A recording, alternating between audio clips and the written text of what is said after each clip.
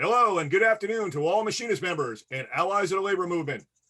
This is your weekly 141 report, and I'm your online host, Dave Lehive, a communications representative for District Lodge 141. We're Zoom traveling to Cleveland, Ohio today and visit with brother and President Joe Lanasa, who I will be having a conversation with him about IAM members of Air Transport Local Lodge 1731. So let's get today's interview started as our 141 report starts now.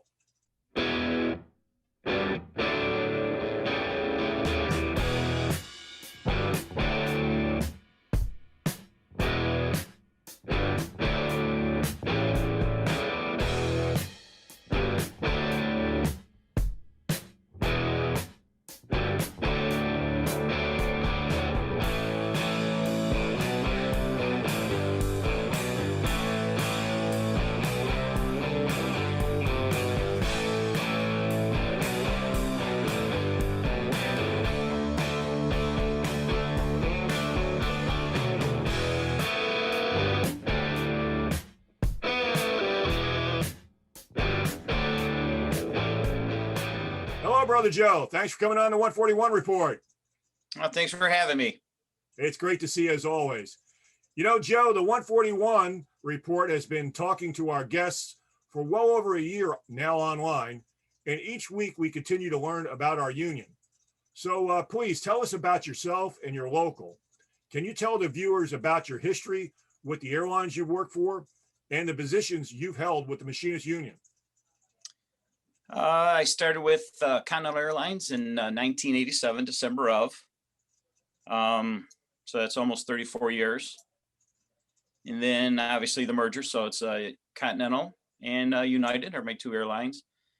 And with going on with the union, you know, there was a time when we were Continental, things were pretty good. We were treated well. So there wasn't a real push for a union. Then there was a slow one. People started wanting to do it. I was kind of involved in that. Not a lot, just because I thought, you know, either way is good. And then the talks of a merger started to come. And then we felt that there was a need for a union. We had several failed attempts. And then we finally got a union in. And then the merger came. And then we had another vote.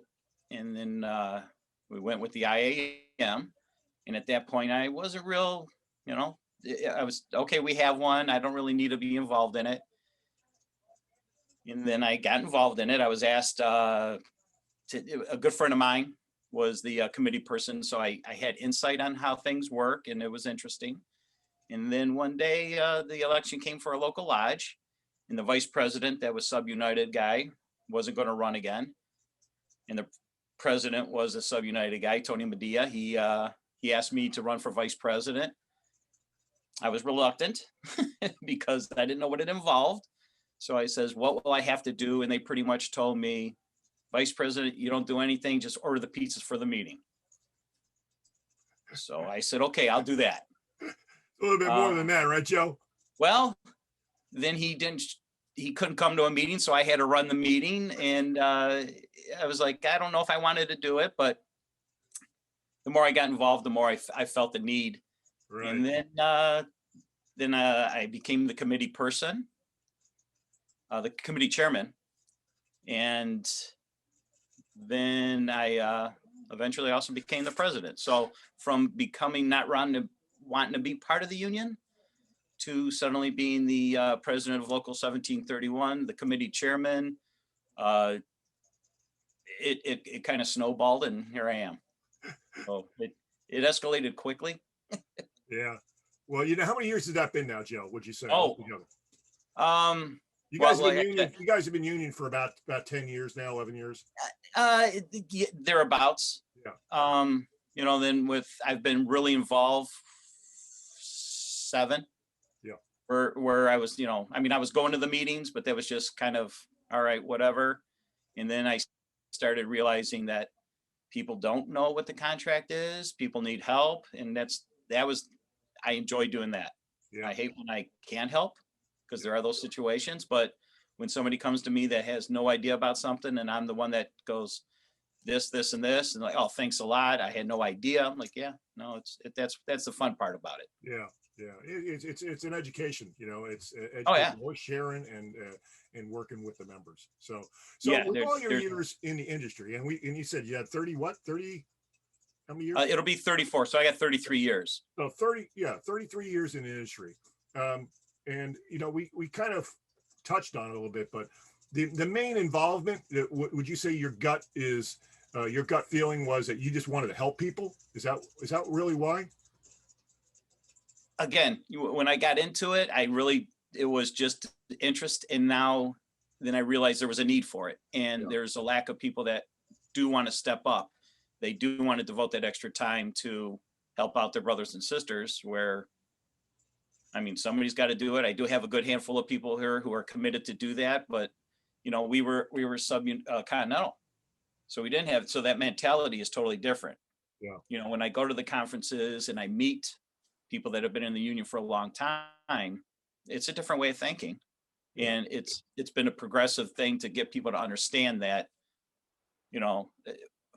one of the things that I had a member tell me was unions aren't what they used to be.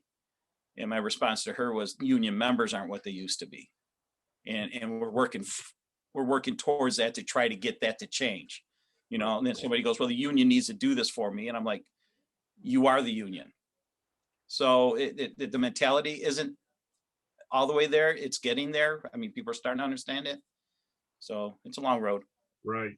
Some excellent points there. So now let's talk about Cleveland. How big is the local lodge?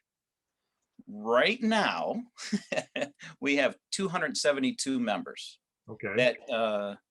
That's our United, above the wing, below the wing stores. I have Southwest ticket counter here and Southwest ticket counter in Columbus. This January of last year, I had 400 members. Okay. Well, that was from the pandemic. We took the big hit. That happened. That's all across the country. And if we were to go back, because at one time we had almost 200 flights here for United, they dehubbed us. So I don't have the numbers because I wasn't as involved then, but I think we were close to 700 at that time. Yeah. So it's been a drastic drop. Yeah, I talked to Pittsburgh's local a couple of weeks ago. In Pittsburgh, it was a massive hub for U.S. Airways, right? Sure. And they dehubbed that, and they're like you guys. They're a smaller local, but you know what? It's a small local, but it's a powerful local, and you guys have a voice up there in Cleveland. You guys are in the same situation. If you didn't have a union, you guys would be a whole different situation. Oh, you wouldn't be talking to me right now if we didn't have a union. Yeah. So where do you hold your local meetings?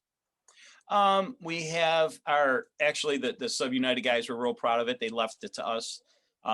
They bought themselves a building, which we rent out to a local church. So that works out. He pretty much, he pays the rent, which covers everything. And it's at 669 Rocky River Drive in Berea, about 2 miles down the road from the airport. And it's pretty convenient. We have our meetings the first Thursday of every month. And it works out well. I mean, and it's a funny thing is with the Sub United guys, we only have a couple left still because they pretty much have all retired. That was a proud thing for them to have their own building. When we came in, it was kind of like, it's just somewhere to have it, but now I get it now. Yeah. That was something that they earned, that they paid for, that they worked for. And now we take over it and we take good care of it. Right. Do you guys have like office space there, or you can have like, meetings for executive board and whatnot?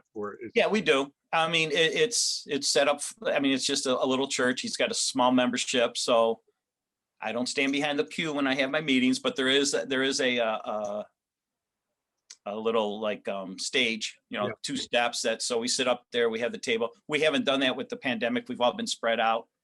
It's I don't want to say it's an informal meeting, but everybody sits in a chair and we still have our meetings. Were you able to do that during the whole pandemic, or did you sit down? Did you stop having meetings?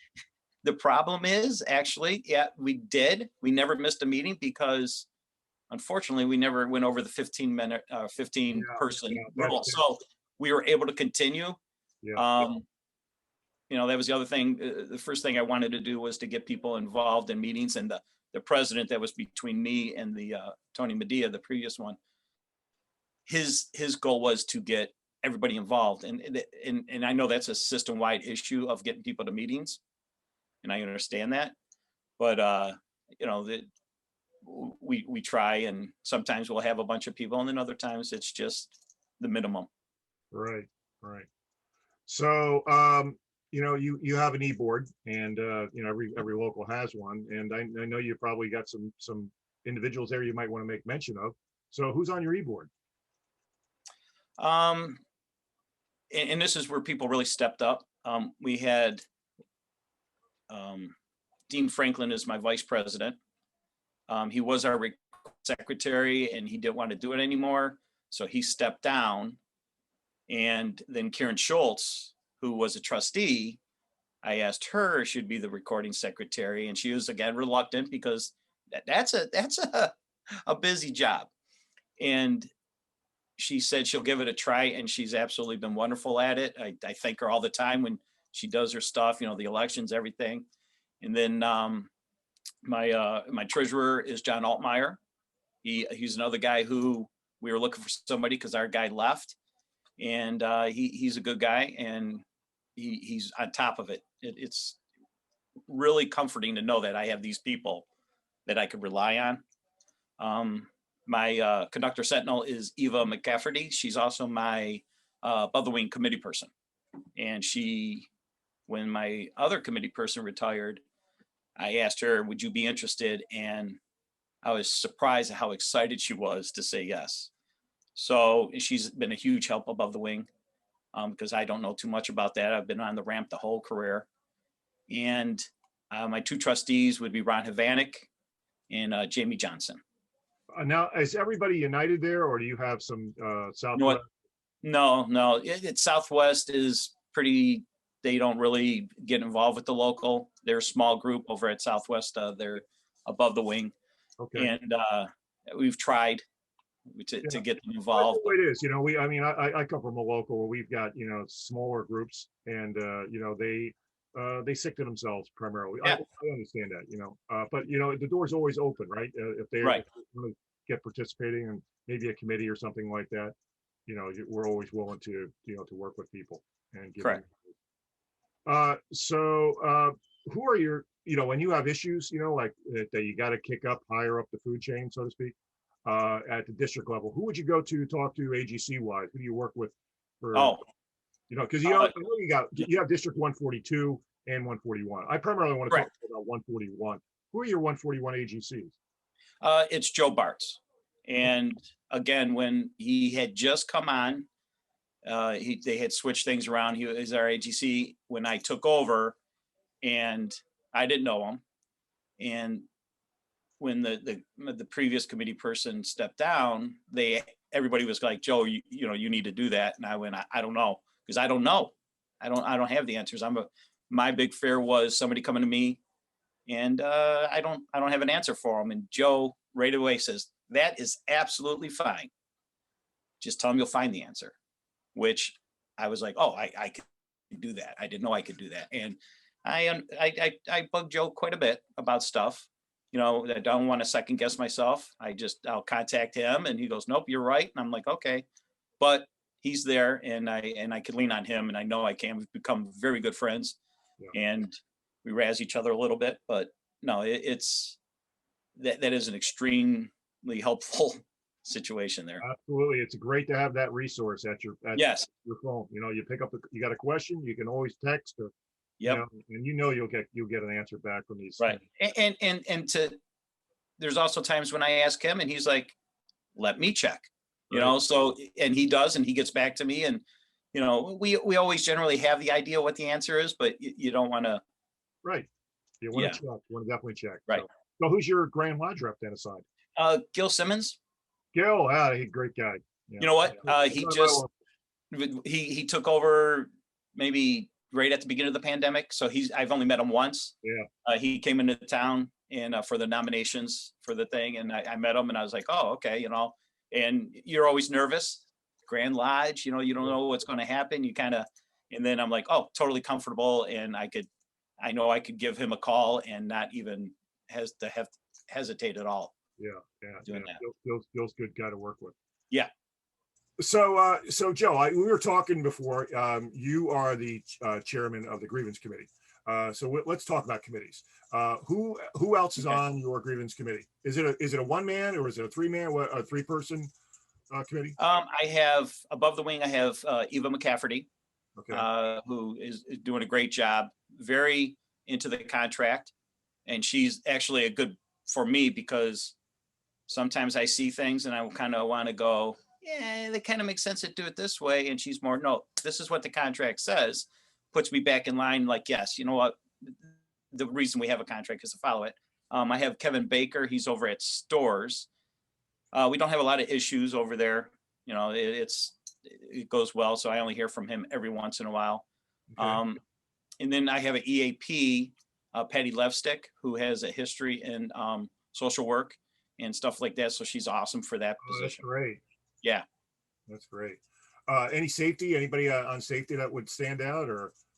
You know what, we used to, and then people just left, and we haven't, you know, and that's part of the problem with what Well, has happened. you would reach out to like if you had a problem. Oh, right. Bill's the main guy to go to on United, which is always Absolutely. So, Joe, I want to kind of give you a more of a personal question. If you weren't unionized, how do you think airline workers would have fared from management over the years? I'm 90% sure you wouldn't be speaking with me right now. I honestly feel that Cleveland would have been outsourced if we didn't have the protection in the contract. Recently, when the pandemic hit, the first thing that the management wanted to do was make everybody part-time, which obviously would have been devastating. They felt that they were right to do that. The union felt they were not right to do that. They fought it. I don't know if they actually went to court or the threat to take them to court was there. And then suddenly the company realized, oh, you know what? Yeah, that's not such a good idea. You could all, you know, stay, because it would have just been, it would have been horrible. Yeah, they filed. The IAM went. They did file. Federal court. Yeah, I wasn't sure how far it actually went in, but you know, it was United's decision. It had nothing to do with that. It was their decision to withdraw it. So. Backpedaling by the airline. Oh, sure. They backed down off of that. So right. That's because we had a power and a voice with our union. You know. Yeah, I mean, you know, a quick story. When we signed this contract, I could tell you exactly where I was. I was leaving my girlfriend's house. I was in a driveway. I had a part-time above the wing person call me at like 8 o'clock at night, which is part of the job. And she was complaining about something about the union not doing something for them. And I went, okay, you know what? I never really let people vent because sometimes they just need to do that. And I went, let me get this right. We just got a $3 an hour raise. You just got a signing bonus. You just got protection in Cleveland forever or until we voted out, which was a big concern. I go, you're part-time and you got time and a half for mandatory overtime. You know, I listed all these things and out of her mouth, she said, well, besides that, the union doesn't do anything. And I went, okay, you know, you're right. You know, people don't understand. They think sometimes that, you know, hey, the company would have treated us just as good as they are now, which if anything, with the recent thing with them wanting to make us part-time proves that they, absolutely, if they could get rid of everybody, they would have. If they would, yes, they would. Yeah, no doubt about that. Yeah, and it's people are getting it though. I mean, the more I talk about it, everybody's like, oh, no, you're right. Yeah. So the company helped me. Now we're gearing up, you know, because the end of this year, the contract becomes amendable. So right.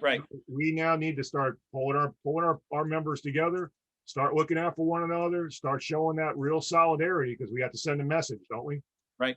So, all right. So, any closing thoughts or anything you want to make mention of before we close out this report? I always like to give my guests an opportunity to kind of talk about some things that might be on their mind. So go ahead. Well, first off, I appreciate this. You know, at first time when you asked me if I wanted to do it, I said, no, not really, but I'm glad I did. A lot of people need to understand that the union, I mean, it's here we are the union. Again, I mean, I said that earlier. People don't think that it's just a bunch of people that sit in another state that do everything for us. No, we make what we want here. You know, definitely the sub United mentality. When I was with Continental, I remember looking over at these guys and going, well, what are they doing? Why aren't they parking that plane with just two people? Now I understand why they weren't doing it, you know, because, you know, we got to protect ourselves. If you could do it with two people, the company's going to say, do it with two people, you know. And Cleveland has a history of union. I mean, my family, my grandfather, they were all part of the Teamsters, the trucking, you know, the labor is huge here. And to get people involved, I never thought I'd be this involved with the union. One of my favorite things is going to the committee conferences, one that's coming up this year, because I get people that are my position and we bounce things off of each other. And I could see how much can get accomplished when everybody works together. It's just tough to get people to work together. Okay. All right. Joe, I want to thank you for coming on the 141 report. I greatly appreciate you taking the time. I know you didn't really feel like you wanted to do this, but I am glad you did do it, because it's important for our members around the country to hear what's going on at other locals and what they're doing, and keeping the solidarity going, you know, among the stations. You know, that's Right. what it's all about, you know. Yeah. Real quick, the other, you know, I have a buddy, he works at another industry, and he talks to me. He's got issues with his union, you know, his work. And my knowledge that I've learned here hasn't just been with our members. I've actually assisted other people, and that's cool. You know, it's an important thing, and people don't understand how important. All right. So as we close out today's report, we continue to remind our viewers to please like our 141 Facebook social media page, follow our Twitter page, and subscribe to our YouTube channel.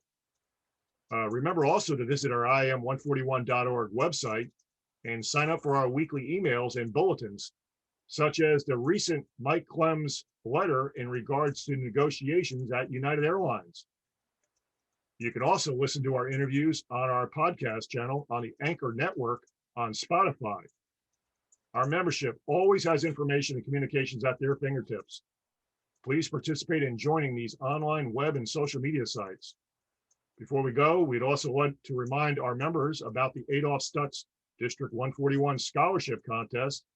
This is a great program where several cash prizes are awarded to the winners of the essay contest. For details, please visit our website. This wraps up this week's program. Thank you, Joe, for coming on, and thank you all to the other viewers that are tuning in each week. Have a great, safe weekend. Bye for now.